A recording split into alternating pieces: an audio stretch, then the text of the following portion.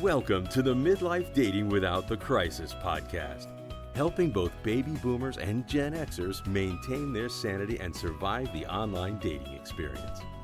If you're a single guy or gal who find themselves back on the dating market, getting that second chance to an even better relationship, we've got your back. And now, from the 50 Dates at 50 studios, helping to bring the fun back into dating, here's your host, Paul Nelson. Midlife Dating Podcast, Episode 28, Common Sense Dating Guidelines 1 through 5. Now, as we explore Guidelines 1 through 5 in this episode, here are some of the things we're going to learn today. First off, why us baby boomers and Gen Xers have the benefit of hindsight and life experience. And that life experience reveals to us that the more things change, the more they stay the same. We're also going to learn why, in order to avoid making the same mistakes in dating, we need to update our approach. We'll also learn why online dating is an excellent tool for our age groups to have in our dating toolbox and why you should embrace it as a portion of your dating plan. Also, a little bit why on advice from millennial dating coaches should be taken with a grain of salt. And keep in mind that the internet is filled and jam-packed full of advice from millennials, and we'll go further into that here shortly.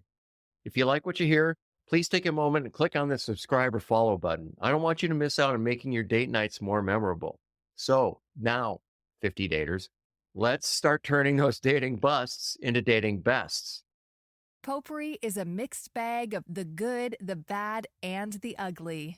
Listener-driven dating experiences, and Paul's own adventures in the dating arena.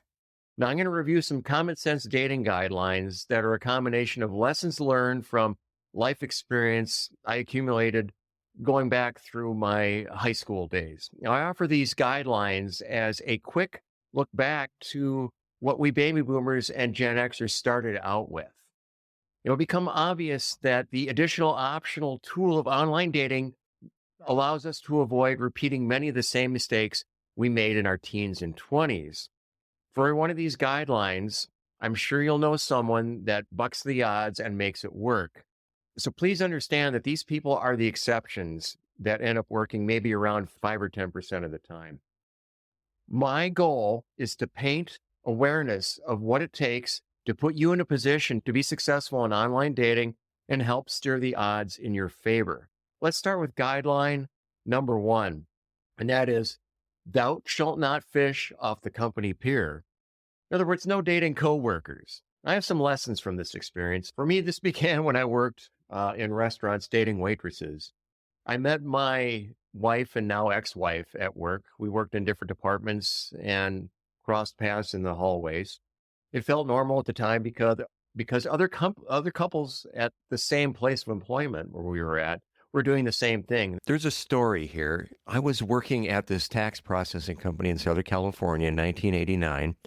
We processed tax returns for all kinds of accounting firms in the SoCal metro area. This processing company was on the cusp of becoming a dying legacy business, as TurboTax had recently become available to the masses and more people could do their own tax returns independently on their PCs, including those from some of these accounting firms.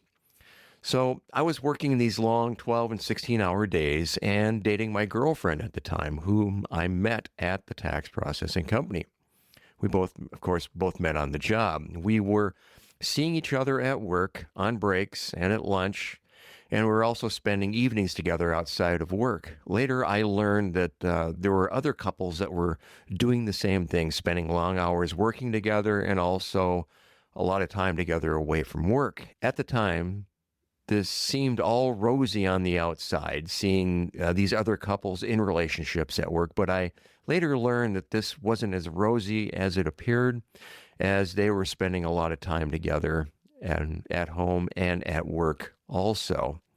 Anyway, this company attempted to adapt to the times. Everything up to this point was processed on an IBM mainframe, which worked almost flawlessly. To modernize, they went all in on setting up this PC network. Of course, they were in such a rush that they never tested the PC network. All the software that was being written at this point was for the PC network and not for the mainframe. I worked in the data processing department, and I got to witness this slow motion train wreck firsthand. First, the PC network failed due to these long cable runs, so they had people literally running from one end of the building to the other with floppy disks to transfer data. In their rush to set things up, they did not create a tracking system to see where any of the tax returns were at any point in the system, from the beginning at data entry all the way to the end where they got printed. The mainframe had this tracing system and went on to process refiled prior year tax returns at this point in time without a hiccup. Tax return processing is very seasonal. The company went from 30 people off peak to approximately 300 plus during the peak of the season. What I'm getting at, and what I'll get to my point here in a moment, is the PC network basically failed and never worked correctly. They never wrote any parallel software for the current tax year on the mainframe. So they invested all in on the PC network. And the PC network quickly deteriorated into a complete non-functional mess and never recovered. In an attempt to fix the mounting problems, the executive team literally lived around the clock, putting out fire after fire, as these accounting agencies that submitted their returns to them were unable to get their completed returns out of this PC network black hole. It was so bad that the executives had a motorhome in the back parking lot where they would go sleep or have a drink after a really bad day, which was literally every day during that tax season. I digress here. My main point here is that my girlfriend and I were literally spending 18 to 22 hours a day together on and off at work.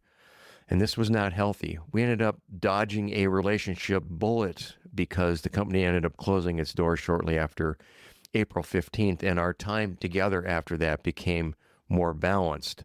However, this ended up only being a temporary silver lining. We ended up both getting different jobs, and I started a business shortly after that. My wife got a job working for a company that specialized in four-color process for offset printing.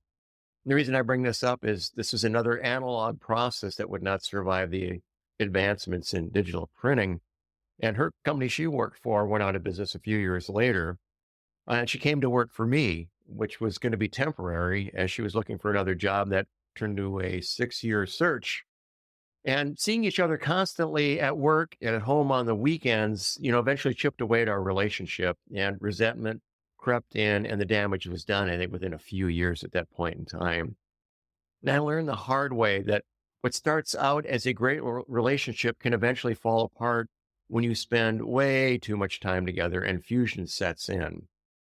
Let me talk about fusion for a second. Esther Perel's book, Mating in Captivity, is a great book regarding how the dynamic between a couple changes when they spend too much time together. And the two terms that she talks about are fusion and differentiation. I don't hear these two terms very often. Basically, fusion is when a couple spends too much time together, so much so that they lose who they are as individuals in a relationship and cease most of the activities that initially attracted them to each other outside of the relationship. Both give up on these important things in their lives and expect the other person to fill that in. So they just basically fuse together, and this creates neediness, dependency, resentment, and boredom. Now, differentiation is the capacity or discipline to maintain who you are as an individual in a relationship when you're naturally compelled to adjust to please the other person. Now, understanding differentiation is the understanding of balance. It's maintaining who you are as a person outside of the relationship. Let me give you a couple examples of this balance. When I was in high school and just out of high school and junior college, I was a car guy. I had 71 Mustang. I had a 69 Mach 1 also. I hung out with a bunch of car guys. And there were a bunch of these other guys had their cars. And some of them would start dating these gals, and they would just totally fall in head over heels in love with the gal, and they would sell their car. And then they just went into the full family mode. This is like 2 years out of high school. Went full family mode. stopped doing things with us as a group, basically cut off their social circle and went all in, sold their car and started a family. And then within 2 years, they were basically broken up because the fusion took place. This is an example of fusion. What he did in his social circle and his car and his passion for his car and all the work that he did to it are what made him attractive to the gal that he was dating. And when he gave those up, the attraction went away. I have another story that's similar to this. When I lived in Denver, Colorado, I played in several bands. One of the bands I played in, we had this drummer. He was a really good drummer, and we really started to gel. But he started dating this one gal, and within a few weeks of dating her, he started missing rehearsals and then stopped coming to rehearsals and quit the band altogether. And then we had to find another drummer, but we kept up with him and what he was doing, but he just isolated himself with this gal that he was dating. He fell head over heels in love with her. Well, they broke up within 3 months. And why was that? Well, it was simple because she was attracted to him because of his drumming capabilities and the activities that he was doing as a drummer. That's what made him initially attractive to her. And he gave all that up and went all in on the relationship. There was no balance, no differentiation. He didn't try and keep and establish things with the band, those activities that made him an interesting person to her. He basically cut all those off. So some of the key risks here in dating a coworker are office breakups. When they happen, can turn into daily awkward encounters. I've been guilty of this in many cases. So I've experienced it, as I know many of us have also experienced this firsthand. I've also mentioned on the podcast that the reality is, when you get out there and date, you're going to learn that 8 or 9 out of every 10 that you meet online are not going to be a realistic, compatible match when it comes to dating. So in my dating experiences in my 50s, as a side note here too, I met several women that started a business together with their now ex, and they still work together every day. You want to talk about awkward? Not only is that awkward in a dating perspective, it's not really that attractive. And why is that? Because you just never know if they decide to rekindle their relationship. And that possibility is always lurking in the background, and you just make it cut loose and never know. Now, millennials are going to give you some really good dating advice, or they're going to think they are, when it comes to dating a coworker. They're going to say, hey, it's fine to date a coworker. Here's some great tips on how to properly do it. And while their process may be sound, it's still not a good idea because it lacks life experience, the life experience that you and I have to go with this advice. Because we all know what eventually happens when you date a coworker. You end up spending too much time together. And when you do break up and it doesn't work, it's just going to be awkward at the office. For us baby boomers and Gen Xers, there is a risk in retirement also. Too much shared time together can also strain solid marriages or solid relationships. So when a couple is both retired together, you're spending way much more time together and fusion can take place. So you need to have activities that give you time away from the relationship to prevent fusion and maintain balanced differentiation. So when it comes to online dating versus dating a coworker, online dating wins every time on this. Why? Well, because as we've talked about, the vast majority of the time, things will not work out. Just look back at your dating history that us baby boomers and Gen Xers have. And what's great here is online dating helps you avoid getting into a situation where you have all the awkwardness of dating a coworker and it didn't work out. All right, guideline number 2, thou shalt not fish for dates at thy house of worship. Yes, I know I'm going to get some blowback from this. This is very similar to dating a coworker. Even though having a shared faith no doubt increases your odds to a minor extent of potentially making things work. As I mentioned in guideline number 1, the reality is most people you encounter, even meeting people in a house of worship, are not going to be suitable dating or relationship partners. You got to ask yourself, is the potential for an awkward worship experience worth it? This would be awkward weekly experience that you're going to go through. You're going to meet every Saturday or every Sunday or whatever at church. It could get awkward if it doesn't work out. And again, most of the times it won't. And there are some great alternative strategies to taking this path. 30 years ago, when we were in our 20s and 30s, this was a path to take. There weren't a lot of other options. But I'm going to talk about the great option that you have available today, and that is online dating comes to the rescue again. Platforms like Christian Mingle or JDate offer great opportunities for people of shared faith to get together. Also, expand your horizons by attending services at similar houses of worship outside your current social circle. Meeting other like-minded singles this way makes more sense in that if it doesn't work out, again, most of the time it won't, this allows you to bow out without the weekly awkwardness. If it does work out, you can slowly integrate those worship services together. All right, guideline number 3, thou shalt not flirt with a friend's partner. This is like performing a high wire act without a net, a tightrope of potential disrespect for your friend. I've had many personal experiences with this, and I dabbled with this back in my 20s on several occasions. My flirting experiences were pretty worthless, but nevertheless, I still tried this. It was easy in many aspects back at that period of time because I knew whatever buddy I was with, I knew his girlfriend. I'd been introduced to her. So this played out with several buddies. I would flirt with his girlfriend, just playing around. I did this with several buddies over a decade, and all it got me was the stink eye from my buddy and not being invited to any more parties or social events with them. One of the additional negative bonuses in this also was there were times when I was actually dating someone at the same time, and I would meet my buddy and his girlfriend at a party, and I would flirt with his girlfriend just a little bit. And all that did was piss my buddy off and then also piss my girlfriend off at the same time. So it wasn't worth it.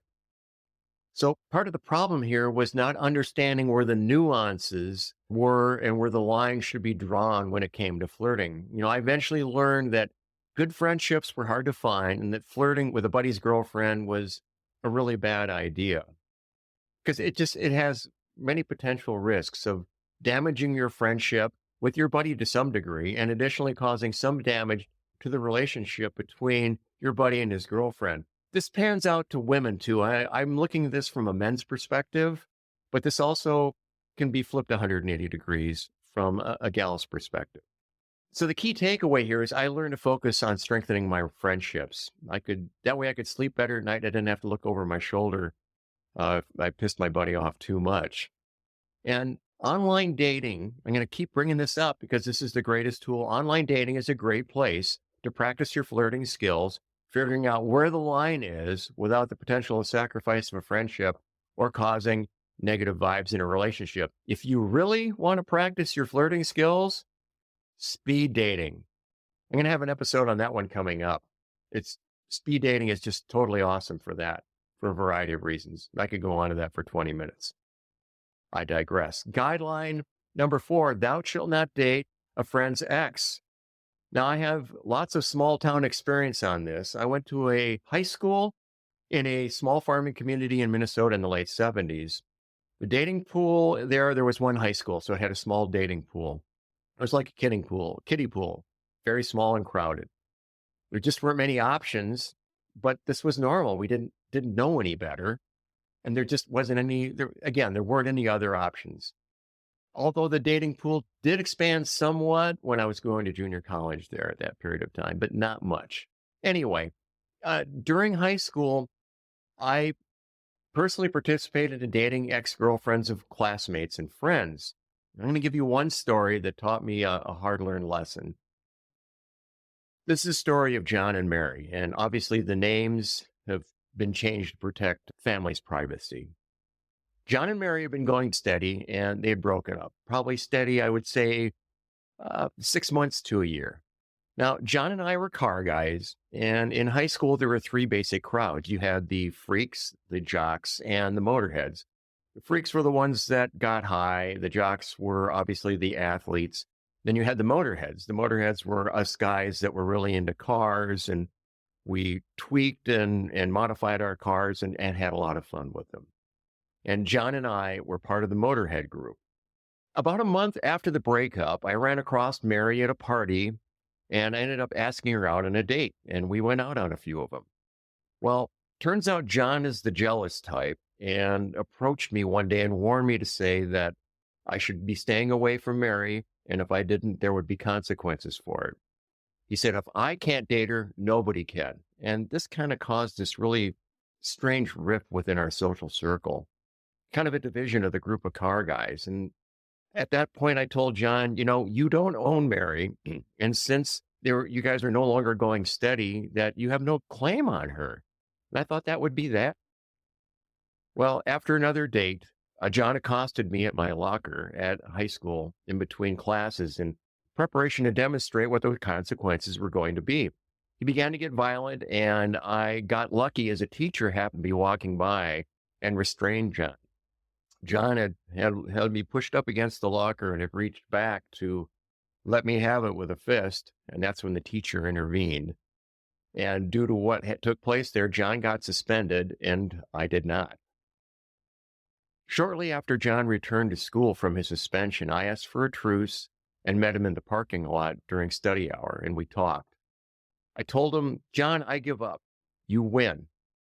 I won't date or contact Mary anymore, and in exchange, all I ask is you just leave me alone. And we agreed. At that point, I cut off all contact with Mary, and I moved on. A few weeks after that, news of a tragedy struck the town. John and Mary were both killed in a car accident. Nobody knows for sure if they'd gotten back together or not. They were in John's car as he was driving around the lake by our town, and apparently he was going so fast that he lost control of the car at the spot where there was a lake on both sides of the narrow road, and he lost control and went into the lake, killing both of them. It was a real tragedy. I still remember the funeral to this day, what it was like. Lesson learned: dating someone's ex that has the potential to create a really messy situation and is not simply just not a good idea, it's a really bad idea. That's what I took away from this.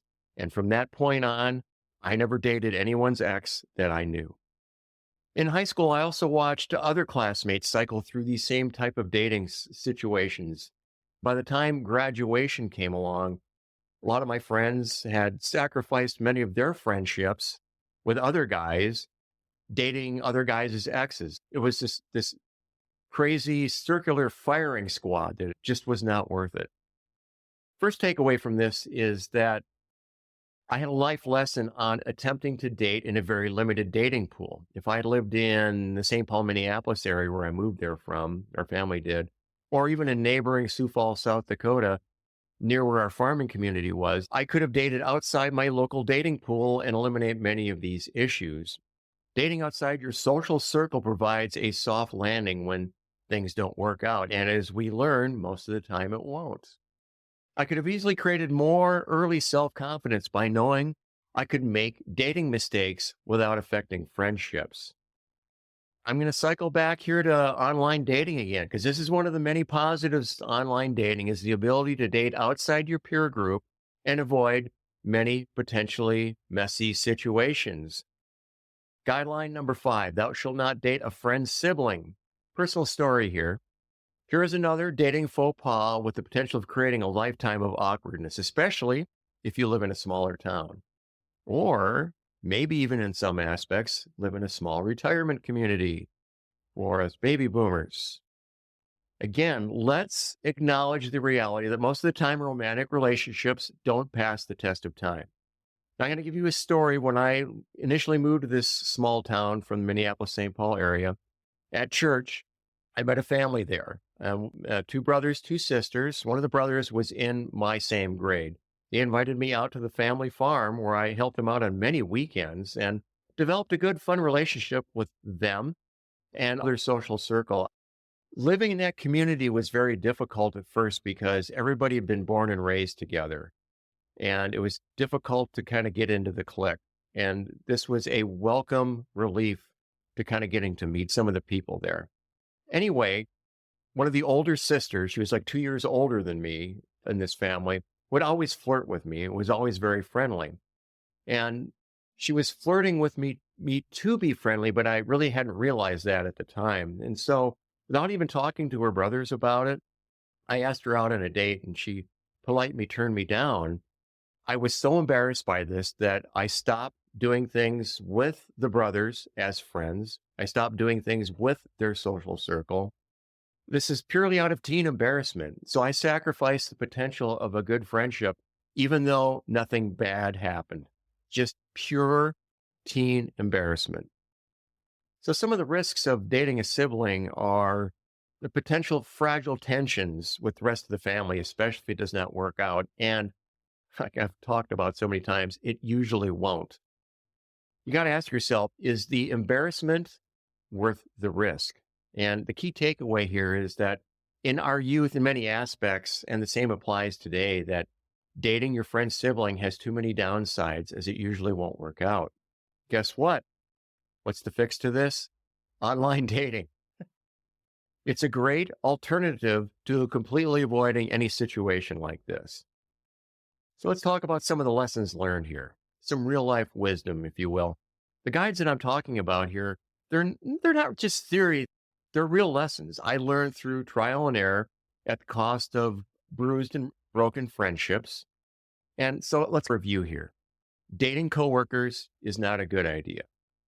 Dating directly within your house of worship is also not a good idea. For the same reason, dating a coworker is not a good idea. And again, I know I'm going to get blowback from this.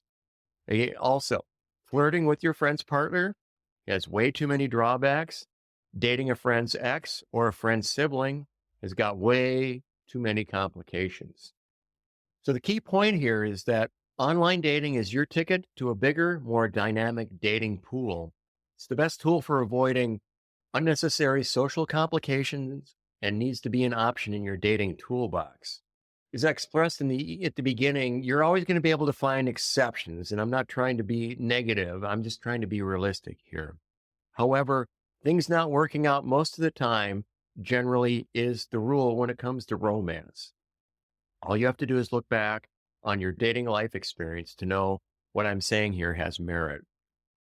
Enabling you to use online dating tools to tip the odds in your favor is what we're all about. The entire Gen X and baby boomer community, we didn't have online dating as an option in our youth. We are so lucky now. So please use this great tool to meet other singles in our age group who were not available to us in the not so distant past. It gives us options we never had before. It allows us to avoid potential strain, embarrassment, and potential exclusion from our current social circles.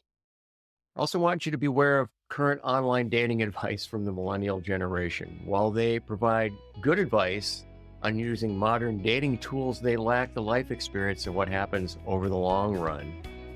Okay, guys and gals, it's been fun, and I look forward to being with you on the next episode to take your dating experience from a bust to a best. And that's a really good place to be. Thanks for listening to this episode of Midlife Dating Without the Crisis. Eager for more dating support? Visit 50dates at 50.com for lots of free quality content.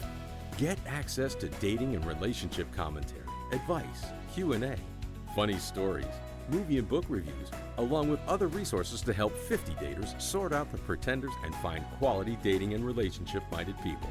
And remember to subscribe so you don't miss an episode.